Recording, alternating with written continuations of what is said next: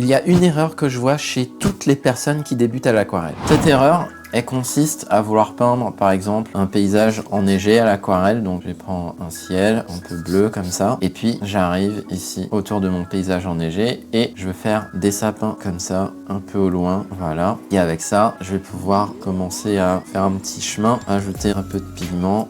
Je vais renforcer cette zone-là et je vais renforcer cette zone-là. Donc voilà, ça c'est un vrai problème parce que comme vous pouvez le voir, j'ai réalisé l'ensemble du paysage avec un seul pinceau. Et le problème lorsqu'on reste avec les mêmes pinceaux, c'est que les aquarelles deviennent fades parce qu'on a un dosage au pigment qui est approximatif. Voire pire, l'aquarelle devient illisible parce qu'on utilise un pinceau inadapté à la situation. C'est un petit peu comme si je devais retaper une maison mais avec un seul tournevis.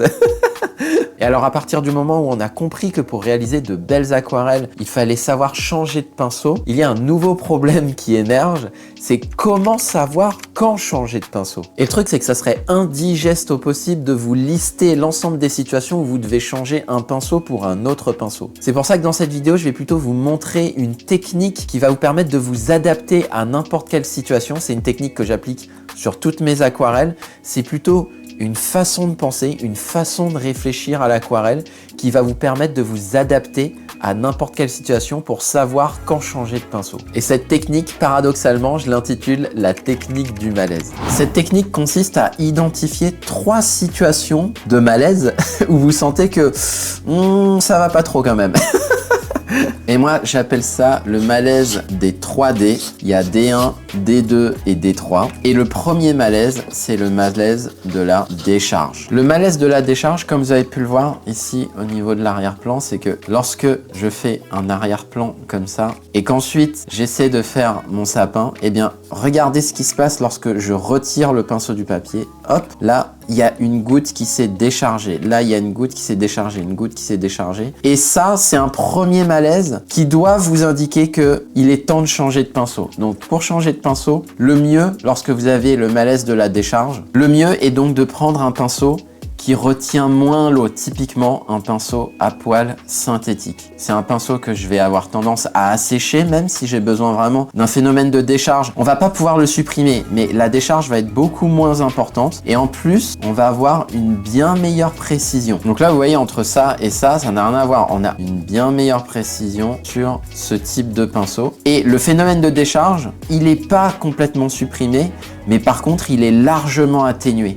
Et si vous sentez ce malaise-là, alors ça veut dire qu'il est temps de changer de pinceau. Le deuxième type de malaise, c'est le malaise du détail. Donc là, typiquement, lorsque vous m'avez vu faire ici le petit chemin comme ça, eh bien avec ce pinceau là, c'était vraiment pas évident parce que malgré tout, malgré le fait que la taille du pinceau soit assez petite, on a une pointe qui est relativement épaisse et du coup pour être dans le détail du travail sur ce petit chemin là, c'est pas facile. Et quand vous ressentez ce malaise là, il est temps de changer de pinceau en prenant un pinceau un petit peu plus petit et là j'ai une pointe qui est beaucoup plus fine, ce qui me permet d'aller beaucoup plus loin dans le détail de mon chemin ici comme ça et du coup je suis beaucoup plus précis. Donc si vous avez le moindre malaise au niveau du détail, c'est qu'il est temps de changer de pinceau. Juste avant de passer au malaise numéro 3, ce que vous avez vu sur les 2 premiers malaises, en réalité, ça a surtout un objectif, c'est vous aider à mettre de la conscience dans votre pratique de l'aquarelle. Et mettre de la conscience sur votre pratique encore plus que les astuces, encore plus que les tutos.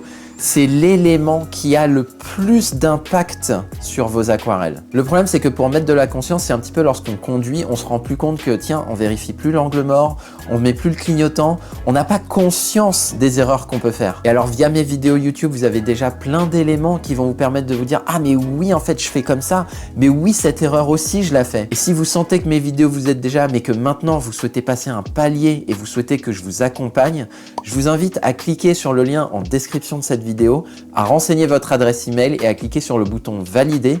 Vous allez alors découvrir la méthode complète que j'enseigne à tous les élèves que j'accompagne pour les aider à réaliser des aquarelles qui viennent d'eux, qui provoquent de l'émotion. Et enfin, le troisième malaise, c'est le malaise de la déshydratation. Et typiquement, l'exemple peut se produire lorsque je fais ce lavis-là, c'est surtout sur le travail de lavis. On va avoir les sapins là, ici, comme ça. Il y en a ici aussi. Et puis ici, on va essayer hop, de basculer comme ça au niveau du chemin. Et là, vous voyez que pour pouvoir mouiller mon lavis, je vais avoir de plus en plus de mal. Et si je fais mon chemin comme ça, là, ça va être aussi très dur. Ça va être de plus en plus dur. Donc, si vous voyez que vous avez un malaise au niveau de l'hydratation, prenez un pinceau qui charge beaucoup plus en eau, comme celui-là. Celui-là, c'est un taille 0 versus un taille 3/0. Donc globalement, il est 2 à 3 fois plus gros. Et là, vous n'allez pas avoir de problème pour pouvoir d'une seule passe réhydrater. Ici, je réhydrate aussi complètement et je peux faire vraiment l'intégralité de mon lavis comme ça. Donc le malaise de la déshydratation, il se produit surtout sur du papier sec lorsque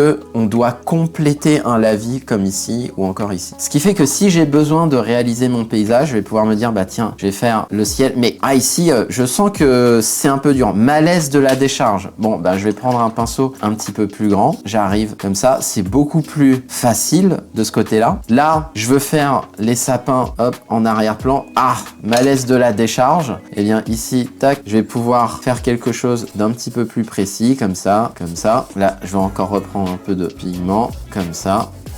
Et comme ça. Ensuite, je prends mon pinceau à lavis. Je me dis, bah tiens, ça peut être pas mal de faire mon chemin. J'ai une première colline au niveau de ma neige. Et puis ici, je bascule au niveau de mon chemin. Ah, j'ai un petit malaise au niveau du détail.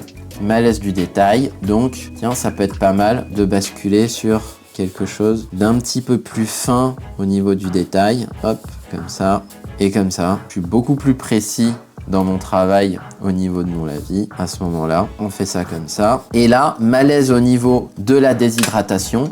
Eh bien, je peux reprendre un pinceau à lavis un petit peu plus grand, comme ceci. Je peux rajouter encore un peu de pigmentation, comme ceci, comme ceci, comme ceci et comme ceci. Et là, j'en rajoute encore. J'ai intérêt à prolonger mon lavis ici. Et là, vous voyez, je prends le pinceau à poil synthétique. Je peux même créer un sapin un petit peu plus proche, un petit peu plus grand, comme ça, avec ici une sorte d'ombre. Hop, et voilà. Là, on précise mieux les sapins en arrière-plan. Bah, très bien. Ici, je renforce encore un petit peu. Et voilà, le tour est joué. Donc vous voyez comment le fait de ressentir le malaise à l'aquarelle vous aide à progresser. Donc même si l'aquarelle peut être frustrante, ce qu'il faut garder en tête, c'est qu'à partir du moment où ça vous aide à mettre de la conscience sur votre pratique, c'est plutôt une bonne chose. Le problème lorsqu'on est frustré, c'est qu'on a tendance à vivre ce qu'on ressent sans regarder l'utilité de ce qu'on ressent.